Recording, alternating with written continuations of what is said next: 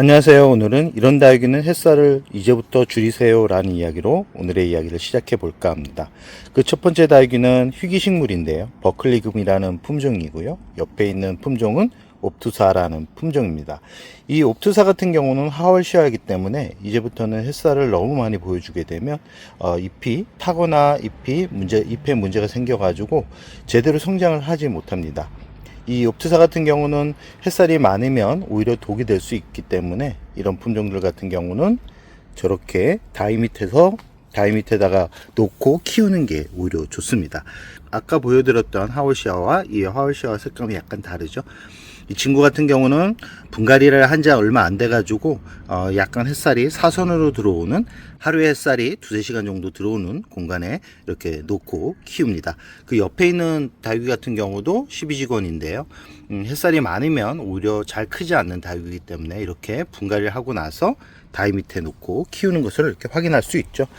이렇듯 옵트사 아니면 아까 보여드렸던 하월시아 같은 그런 품종들 같은 경우는 강한 햇살이 오히려 독이 될 수 있기 때문에 이렇게 물을 주고 나서 약간 햇살이 2-3시간 정도 들어오는 곳에 놓게 되면 자리도 잘 잡고 자구도 많이 나옵니다. 지금 영상을 보면 이렇게 예쁜 자구들이 통통하게 자라고 있는 모습을 볼 수 있죠.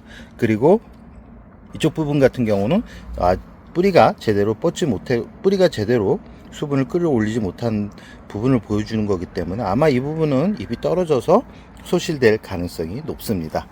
옆에 있는 품종은 버클리금이라는 품종이고요. 희귀식물입니다. 원래 정상적인 얼굴은 이런 얼굴인데 이 백금이 들어가서 참 예쁜 품종인데 이런 품종들 같은 경우도 햇살을 많이 좋아하는 편은 아닙니다. 그래서 항상 여름에 잎이 떨어지고 가을이 되면 다시 회복을 하는 그런 반복적인 과정을 통해서 성장을 하는 그런 품종이고요. 지난 여름에 이렇게 상처를 입어가지고 줄기에서 잎이 다 떨어진 상태로 방치가 되었다가 지난 가을부터 분갈이를 하고 나서 이렇게 보면 커다란 이 관엽 밑에 햇살이 부드럽게 들어오는 공간에서 이렇게 위치를 시켜 놓고 성장을 시킵니다.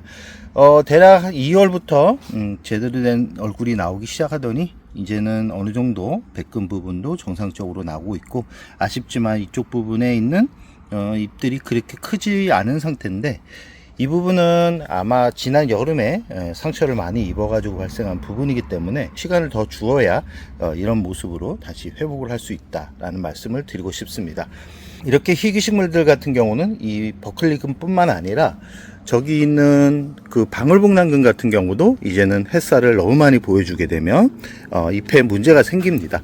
잎에 문제가 생기기 때문에 하루에 잎 크기도 키울 겸 3-4시간 정도 들어오는 그런 환경에 놓는데, 이 3-4시간이라 그래가지고 햇살이 아주 진하게 들어오는, 강하게 들어오는 그런 공간이 아니라 사선으로 들어오는 부드러운 차광막이 어느 정도 되어 있는, 차광막이 한 30-40% 정도 되어 있는 그런 환경에서 키워야지만 이런 방울복랑금이나 희귀식물 같은 경우가 특히 잘 큽니다. 이 옆에 있는 염자금 같은 경우도 올금이 아주 강하죠. 이런 올금이 강한 그런 품종들 같은 경우는 강한 햇살에 놓게 되면 잎이 다 떨어지거나 잎에 화상을 입어가지고 문제가 될 확률이 아주 높습니다.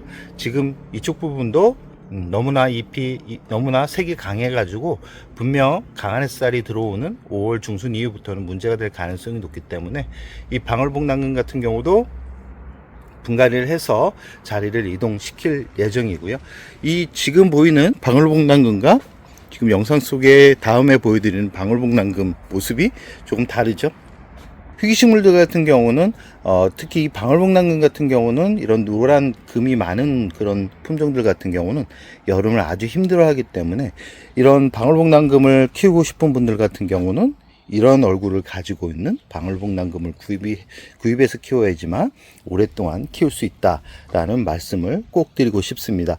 그래서 항상 희귀식물들 같은 경우는 이렇게 정상적인 잎에서 좀 멀어져 있는 그런 잎들을 가지고 있는 품종들 같은 경우는 웬만하면 고르지 않는 게 좋습니다.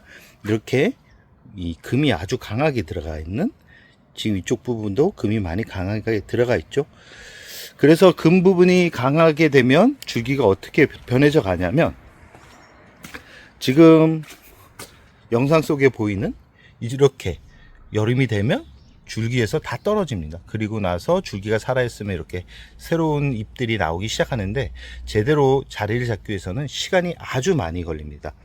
지금 영상 속에 보이는 이 친구 같은 경우도 겨우겨우 살려가지고 지금 이 상태가 됐는데, 이 친구 같은 경우는 제가 분갈이 시기가 늦어가지고 지금 모습으로 변한 거고, 이 친구는 다행히도 이제 줄기를 살려가지고 회복하고 있는 모습을 이렇게 영상 속으로 확인할 수 있습니다. 그리고 지금 이 친구 같은 경우도 회복해 가고 있는 모습을 이렇게 볼 수 있죠. 희귀식물들 같은 경우는 너무 작은 것을 구입하지 말라는 것도 오늘 보여드리는 영상 속의 방울복랑금 모습처럼 변해갈 수 있는 확률이 높기 때문에 그럽니다.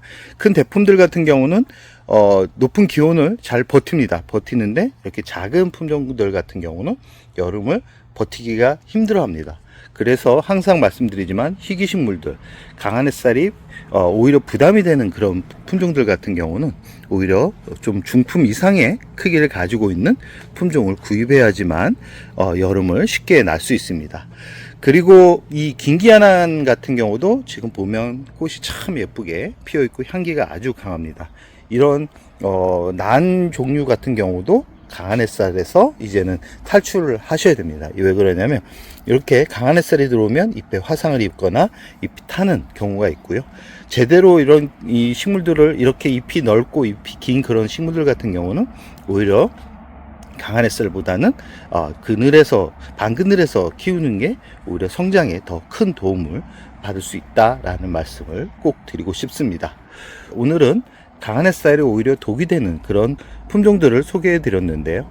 오늘 소개해 드렸던 비슷한 얼굴을 가지고 있는 품종들 같은 경우는 대부분 다 5월부터는 오전 햇살만 들어오는 공간에서 키워야지만 오히려 성장을 더 빠르게 시킬 수 있고요.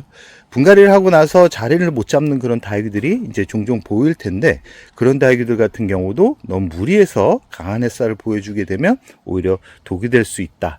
오히려 뿌리가 제대로 내리지 못해 가지고 문제가 생길 가능성이 더 높은 그런 계절이 왔다라는 말씀을 드리고 싶습니다.